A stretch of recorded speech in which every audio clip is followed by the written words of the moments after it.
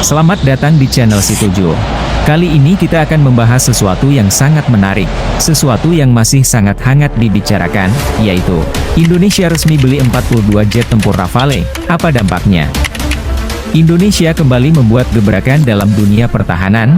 Setelah negosiasi panjang, akhirnya pemerintah resmi membeli 42 jet tempur Rafale dari Prancis.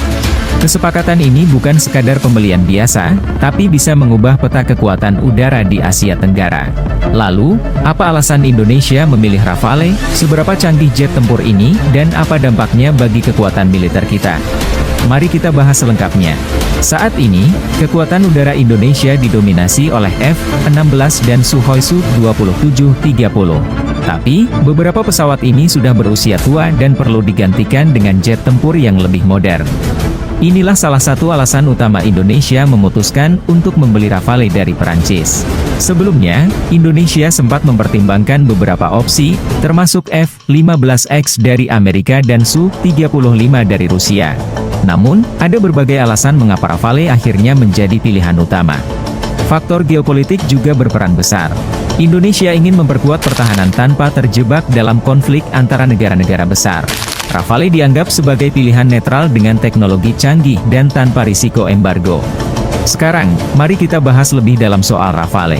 Pesawat tempur buatan Dassault Aviation ini adalah salah satu jet tempur generasi 4-5 terbaik di dunia. Berikut beberapa keunggulannya.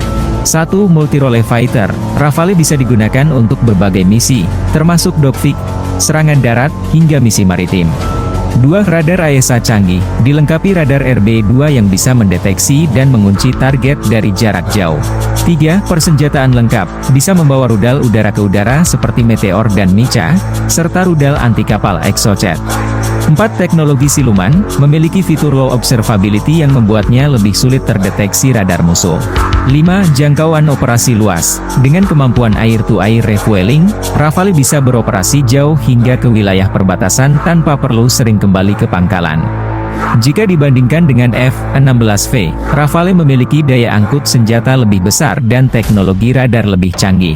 Sementara jika dibandingkan dengan Su-35, Rafale unggul dalam teknologi avionik dan kemampuan multi-role yang lebih fleksibel.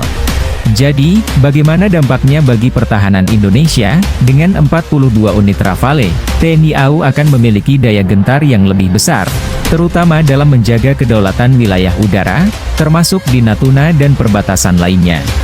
Di tengah meningkatnya ketegangan di Laut Cina Selatan, kehadiran Rafale bisa menjadi faktor penyeimbang. Dengan daya jangkau yang luas dan teknologi tempur canggih, pesawat ini bisa menjadi ujung tombak pertahanan udara Indonesia.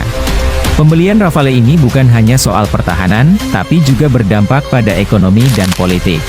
Nilai kontraknya mencapai miliaran dolar, dan sebagian pembayarannya menggunakan skema pinjaman dari Perancis. Selain itu, ada juga klausul transfer teknologi yang bisa memberikan keuntungan bagi industri pertahanan Indonesia. Dari sisi politik, kerjasama ini mempererat hubungan Indonesia dengan Perancis. Bisa jadi, ini akan membuka peluang kerja sama pertahanan lainnya, termasuk dalam produksi suku cadang atau bahkan pengembangan teknologi bersama. Dengan pembelian Rafale, Indonesia selangkah lebih maju dalam modernisasi kekuatan udara. Jet tempur ini memberikan keunggulan teknologi dan daya tempur yang lebih kuat. Namun, ada juga tantangan, seperti biaya operasional yang tinggi dan kebutuhan pelatihan pilot serta teknisi agar Rafale bisa digunakan secara optimal. Bagaimana menurut kalian? Apakah Rafale adalah pilihan terbaik untuk Indonesia? Atau ada jet tempur lain yang lebih cocok? Tulis pendapat kalian di kolom komentar. Jangan lupa like, share, dan subscribe untuk update terbaru seputar dunia pertahanan dan teknologi. Terima kasih.